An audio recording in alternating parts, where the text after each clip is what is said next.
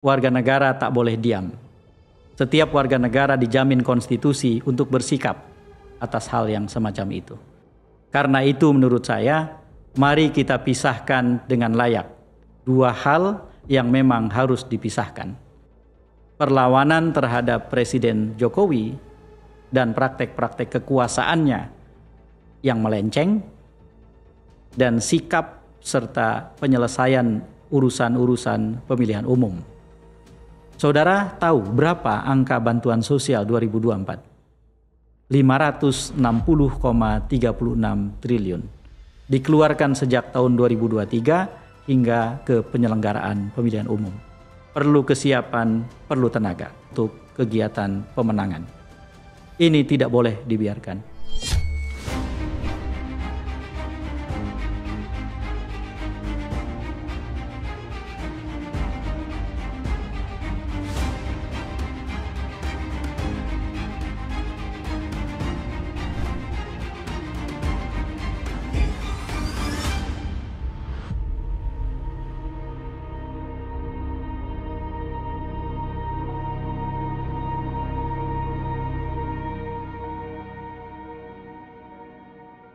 Assalamualaikum warahmatullahi wabarakatuh.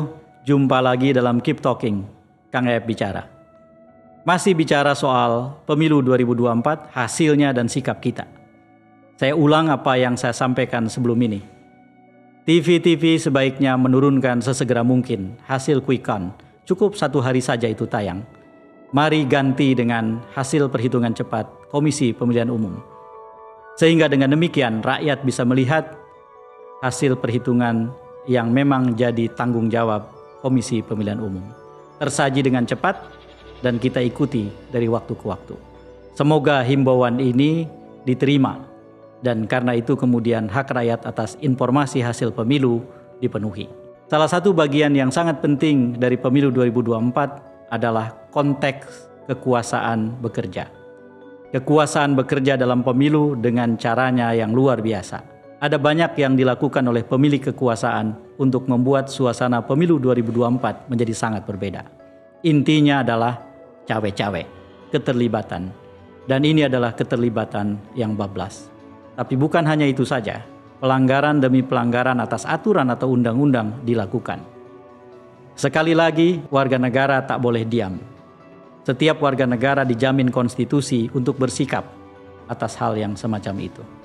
Karena itu menurut saya, mari kita pisahkan dengan layak dua hal yang memang harus dipisahkan. Perlawanan terhadap Presiden Jokowi dan praktek-praktek kekuasaannya yang melenceng, dan sikap serta penyelesaian urusan-urusan pemilihan umum. Ini dua hal yang menurut saya harus kita jalani paralel bersamaan. Menangnya Pak Jokowi di pemilu tidak sama artinya dengan harus berhentinya perlawanan terhadap presiden. Tidak sama sekali. Bahkan menurut saya, dalam proses pemilu yang tersisa, masih ada kemungkinan keterlibatan kekuasaan di dalamnya. Saya ambilkan contoh. Quick count membantu kita untuk memproyeksi hasil. Dan salah satu hasil yang sekarang sudah tersaji adalah hasil quick count tentang pemilihan legislatif.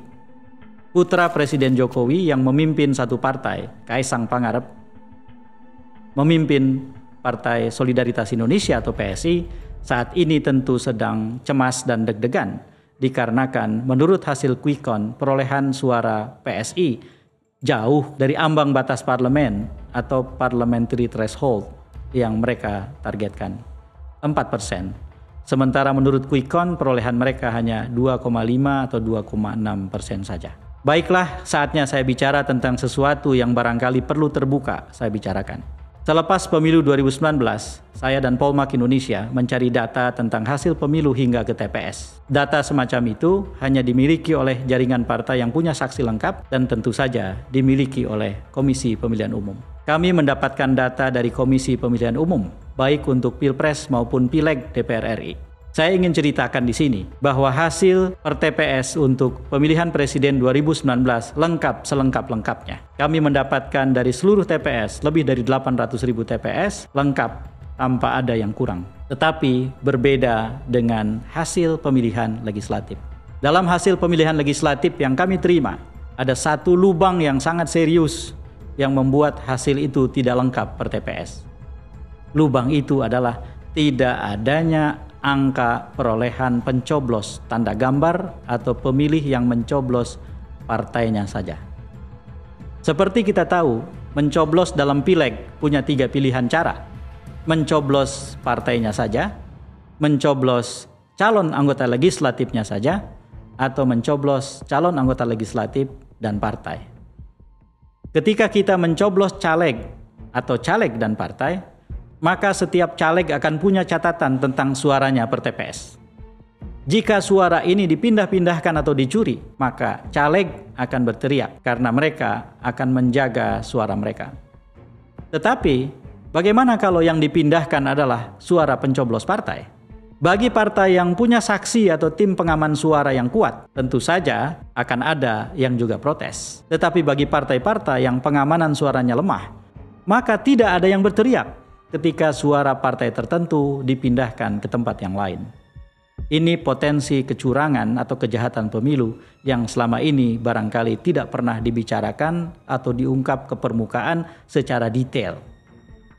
Saya ingin katakan tanpa menuduh KPU atau menuduh siapapun, dengan data yang berlubang untuk pemilihan legislatif di 2019, pemilih partai atau pencoblos tanda gambar tidak ada datanya, maka bisa saja orang punya dugaan itulah salah satu jalan bagi pencurian suara. Kenapa ini saya katakan dikaitkan dengan PSI? PSI yang tidak lolos parliamentary threshold, kalau kemudian ternyata tiba-tiba memperoleh 5 atau 6%, maka patut kita curigai apa yang terjadi. Dan salah satu modus operandinya adalah seperti yang saya ceritakan. Saya tidak menuduh dengan mengatakan penguasa dengan aparaturnya sedang membantu PSI melakukan ini. Sebagai warga negara, saya berhak membunyikan alarm sehingga semua orang mendengar. Dan sekali lagi bagi mereka yang tidak suka quick count karena calonnya kalah, saya beritahu quick count ada gunanya dan salah satunya baru saja saya ceritakan. Nanti kita bisa sandingkan hasil quick count itu dengan hasil akhir. Saudara, mari kita kembali bicara soal melawan Jokowi. Penyelewengan kekuasaan dalam pemilu 2024 sebetulnya tandanya sudah terlihat sejak jauh hari.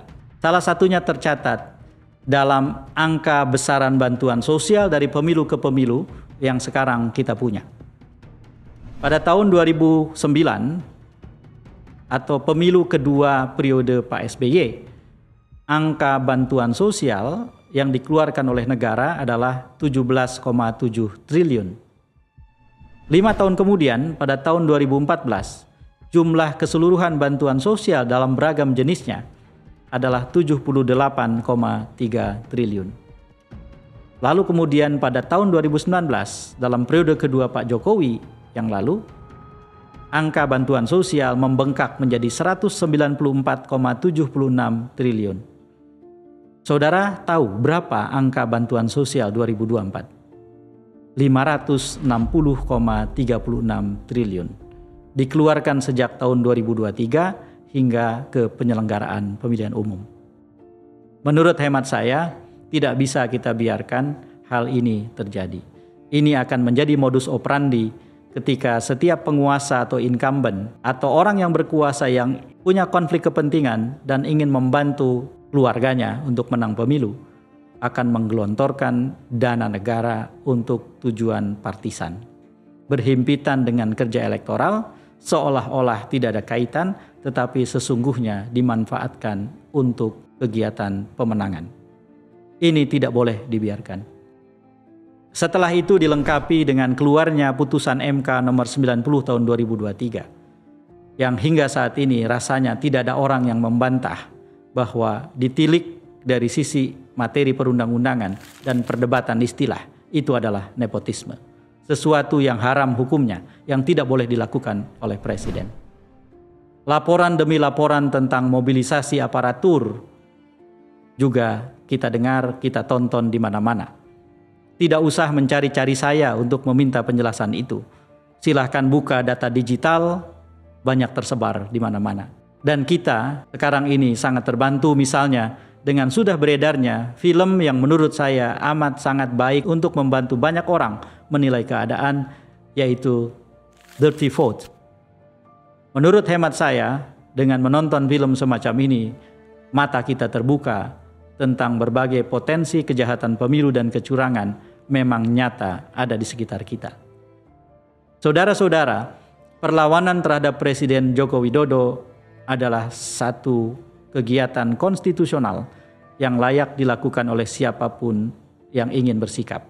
Kita tidak bisa biarkan pemilihan umum lewat, lalu kemudian aroma, semangat, nilai, aksi dari perlawanan ini menguap seperti kata-kata di udara.